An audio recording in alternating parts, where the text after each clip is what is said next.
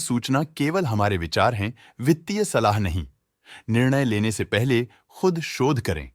किसी भी लाभ या हानि के लिए हम उत्तरदायी नहीं हैं।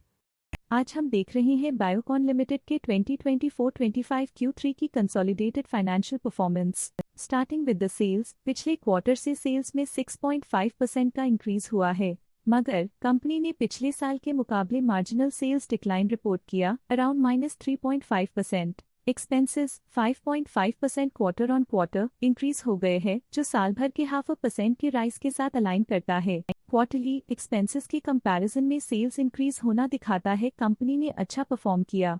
हालांकि सालाना कंपनी को चैलेंजेस का सामना किया। ऑपरेटिंग प्रॉफिट, जो पिछले साल के कंपैरिजन में -17% डाउन हुआ है, quarter on quarter around 9.5% increase हुआ है। Operating profit margin OPM annual basis पे -3% से डिक्रीज हुआ है और पिछले क्वार्टर के कंपैरिजन में 0.5% से इंक्रीज हुआ है। एक्सेप्शनल आइटम्स को ऐड करके अदर इनकम पिछले क्वार्टर के कंपैरिजन में -9.5% गिर गई, बावजूद इसकी ईयरली डिक्लाइन -91% हुई है। इंटरेस्ट एक्सपेंसेस पिछले क्वार्टर से -1% डाउन हुआ, लेकिन ईयर ओवर ईयर डिक्रीज -16% हुआ है। डिप्रिशिएशन कॉस्ट्स में 1% का क्लाइम देखने को मिला और ईयरली बेसिस पे 2.5% का इंक्रीज देखा गया। Profit before tax annually -81% decrease हुआ, लेकिन प्रीसीडिंग क्वार्टर से 58.5% बढ़ा है। इस साल कंपनी ने 6.5% टैक्स पे किया और क्वार्टरली कंपनी ने 48% टैक्स पे किया है। नेट प्रॉफिट ने ईयर ऑन ईयर -89% का डिक्लाइन दिखाया,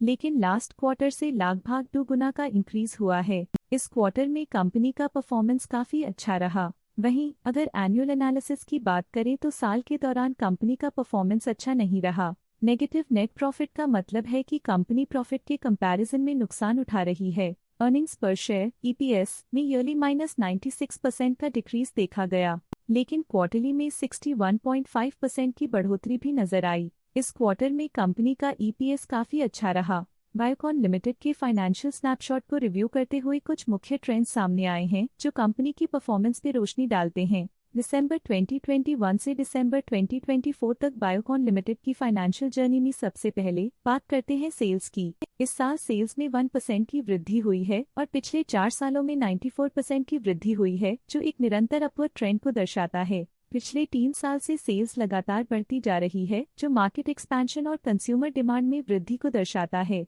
अब बात करते हैं एक्सपेंसेस की। इस साल एक्सपेंसेस 9% बढ़े हैं और 4 सालों में 109% का इजाफा हुआ है। इस साल हालांकि एक्सपेंसेस सेल्स से थोड़ा ज्यादा बढ़े हैं, मगर ग्रोथ रेट्स का करीब होना स्टेडी ऑपरेशनल कॉस्ट को दर्शाता है। इस साल ऑपरेटिंग प्रॉफिट -25% कम हुआ, लेकिन पिछले 4 सालों में 43.5% का इजाफा हुआ है। इस साल ऑपरेटिंग प्रॉफिट में कमी आई है, लेकिन पिछले 2 साल की वृद्धि रेजिलियंस को दर्शाता है, जो एक अस्थायी मार्केट को संकेत करता है। इस साल नेट प्रॉफिट में -20% की गिरावट हुई, लेकिन पिछले 4 सालों में 52% की बढ़ोतरी हुई है, जो कंपनी की मजबूती दिखाता है। इस साल EPS में -30.5% की कमी के बावजूद लंबी अवधि में देखा जाए तो 26% की मजबूत वृद्धि हुई है। चलिए अब बात करते हैं शेयर होल्डिंग पैटर्न की। बायोकॉन की शेयर होल्डिंग रिपोर्ट्स कुछ इस प्रकार की हैं, जो दिसंबर 2024 के 31 तक चलता है। ये रिपोर्ट कंपनी के शेयर्स की डिटेल्ड जानकारी देता है, जिसमें promoters, promoter groups, foreign investors, public investors और सरकारी एंटिटीज शामिल हैं।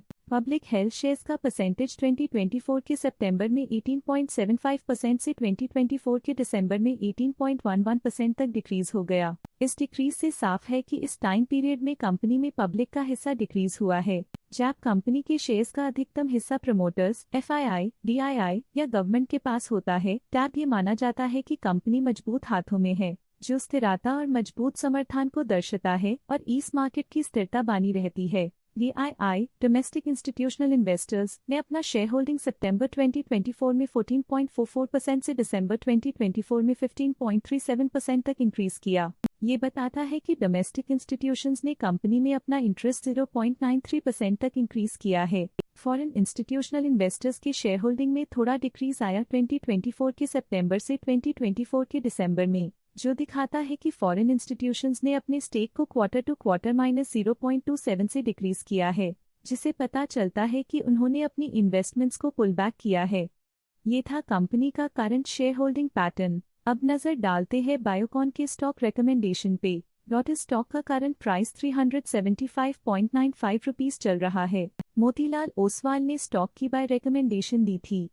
उन्होंने स्टॉक का टारगेट प्राइस 430 का अनुमान लगाया था।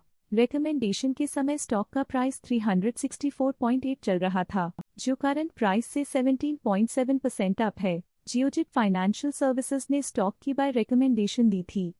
उन्होंने स्टॉक का टारगेट प्राइस 376 का अनुमान लगाया था। रिकमेंडेशन के समय स्टॉक का प्राइस 327.1 चल रहा था, जो करंट प्राइस से 0% अप है। शेर खान ने स्टॉक की बाय रिकमेंडेशन दी थी। उन्होंने स्टॉक का टारगेट प्राइस 400 का अनुमान लगाया था। रिकमेंडेशन के समय स्टॉक का प्राइस 347.65 चल रहा था, जो करंट प्राइस से 6.3% अप है। आज के लिए फाइनेंशियल सेक्टर में इतना ही। देखने के लिए धन्यवाद। स्टॉक लेटेस्ट न्यूज अपडेट के लिए चैनल को सब्सक्राइब करें और वीडियो को लाइक एंड शेयर करें।